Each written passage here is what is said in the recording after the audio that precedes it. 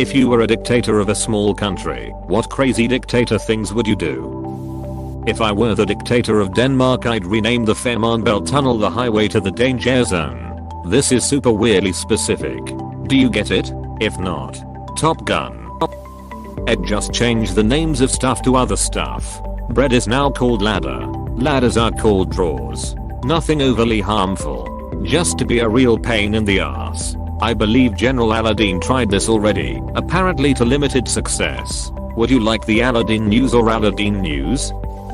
I would make peace with all of my neighbors, then spend my military budget on producing a pair of giant robots. I need to, so they can beat the duck out of each other. Sorry to bother you, sir. It looks like you messed up. Our entertainment budget and our national defense budget are intertwined. Apostrophe. No, that's intentional. Apostrophe. Many things.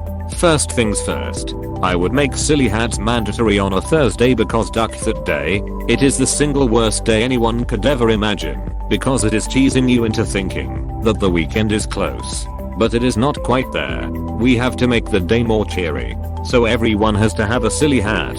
We also need to add a silly walk to Silly Hat Thursday. I will dedicate an entire ministry to this. If neither your hat nor your walk are silly enough, you will be penalized by having to make a public apology, 500 words long, about how ashamed you are at not being silly enough. Next up, we are banning everyone named Nevi from entering the country, because we are not stupid.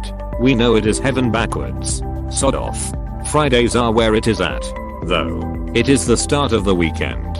So for those that feel like working more than 4 days, they get paid double to work on Friday. Companies have to do this by law, or risk a massive fine, and having to write a public apology, 500 words long, on the front page of their website, and display it there for 1 month and 3 days. I will also name the capital of the country Little Karakoram to remind us of the greatness that will come to us. Dare we dream. All our horseback archers will conquer the world and be undefeatable. The national anthem will be our entry to Eurovision. Every year, we will have a new national anthem, decided upon by the people. Unlike all other dictators, I will make it illegal for there to be any statues or paintings of me. Instead, there will be only statues of the Right Honorable Anne. Learned Lord Greg Davies everywhere, because we do not need to make him any bigger for the statues to be visible from the rest of the country. Each Saturday, all capable people have to take part in a silly, open-ended task, which will be judged by our Ministry of Tasks. Everyone will get a bonus in accordance to their originality of their execution of the tasks. Before entering the country, a tourist must sing a local folk song, whilst hopping on one leg and holding on to their other leg behind them. They must also spin whilst doing it, and tap their heads repeatedly. Anything I'm missing? So you're telling me people comment on other stuff a lot for random shit, but they don't comment on this random shit? Question mark? This man wrote an essay about the perfect dictatorship. Comey and show some respect. It is far from, and it is long. Also, I pulled this out of my ass in 5 to 7 minutes. I'd happily spend an hour doing this. Every 9th day of the month we celebrate ice cream socials. We have to find a random stranger and gift them ice cream, and talk about their day. People who are lactose intolerant will be gifted French fries. Edit. Thank you for the award, kind stranger.